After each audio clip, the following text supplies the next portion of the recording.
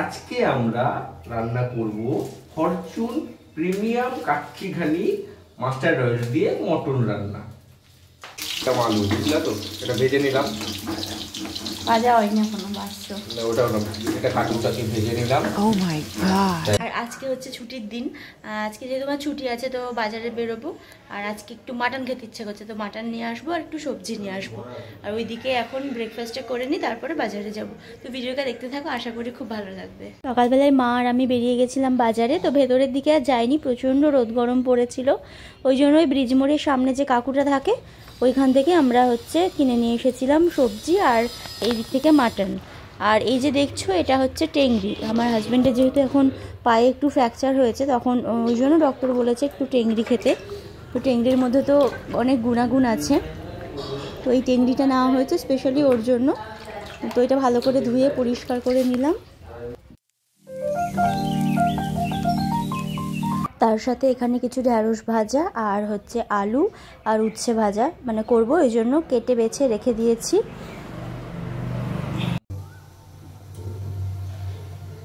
আজকে আমাদের বাড়ির সামনে হচ্ছে খাসির মাংস কাটছিল, মানে ওদের খাসি আছে তো অর্ডার ছিল, ওই জন্য খাসির মাংস কাটছিল। তো হচ্ছে ওর তো পা ভাঙা, তো ওর এখন টেংরি খাওয়াটা খুব দরকার। তো ফার্স্টের দিকে আমরা বুঝতে পারিনি যে ওখানে ওই খাসির মাংস কাটছে, তো পরে গিয়ে আমরা হচ্ছে টেংরি নিয়ে এসেছি। তো এখানে হচ্ছে প্রেশার কুকারে বসিয়ে দিয়েছি, ওগুলো প্রেশার কুকার ছাড়া সেদ্ধ হবে না। আর এইদিকে হচ্ছে আমি এখন ভেন্ডিটা ভেজে নেবো, ওইদিকে আছে আলু আর উচ্ছে ভাজা, আর মা ওইদিকে খাসির মাংসটা বাছছে, মানে খাসির মাংস হবে আজকে। সিটি পড়ে গেছে, সিটি পড়ে এখন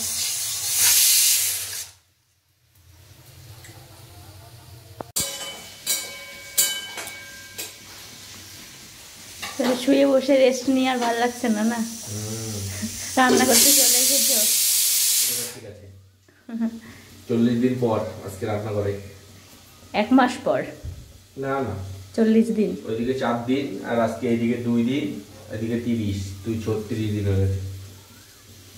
প্রতিদিন রান্না করে আসতো 15 দিন পর। তো এইদিকে প্রেশার কুকারে বসিয়ে দিয়েছি, বেশ অনেক কয়টাই সিটি লাগবে, না হলে ভালো করে সেদ্ধ হবে না।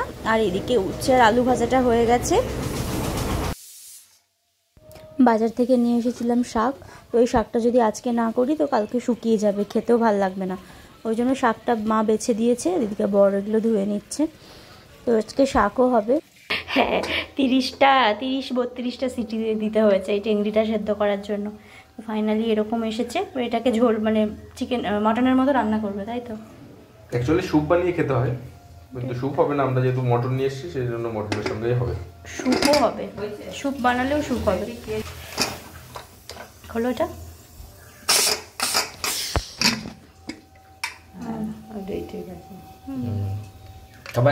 না না না না, ভালো লাগবে না খেতে মাংস। তো অনেকদিন পর, প্রায় 1 মাস 1.5 মাস হয়ে গেছে, আমিও ঠিক মতো ওর কিচেনে আসি না, আর ওর তো পাটা ভেঙে গেছে বলে ও আসে না, মাই রান্না করে। তো আজকে শাশুড়ি মাকে আমরা ছুটি দিয়েছি, মানে আজকে আমরা দুজনে রান্না করব। তো ওইদিকে ও হচ্ছে মাটন রান্না করবে, সব কিছু ধোয়া বাছা সব কিছু করা আছে, মা গেছে ছাদে। তো আজকে রান্নাটা হচ্ছে আমরাই করছি। দিয়ে পেঁয়াজটা দিলাম,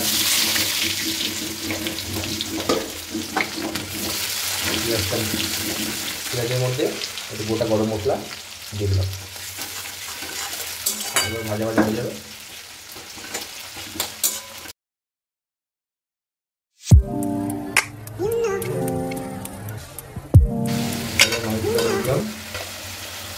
অর্ধেক কষানো মশলার মধ্যে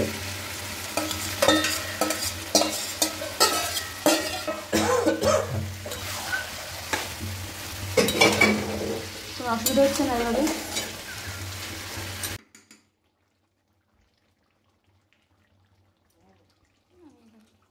তো মাটনটা প্রায় হয়ে গেছে, ওইদিকে মা হচ্ছে জল দিয়ে ভালো করে ঝোল করে নিল।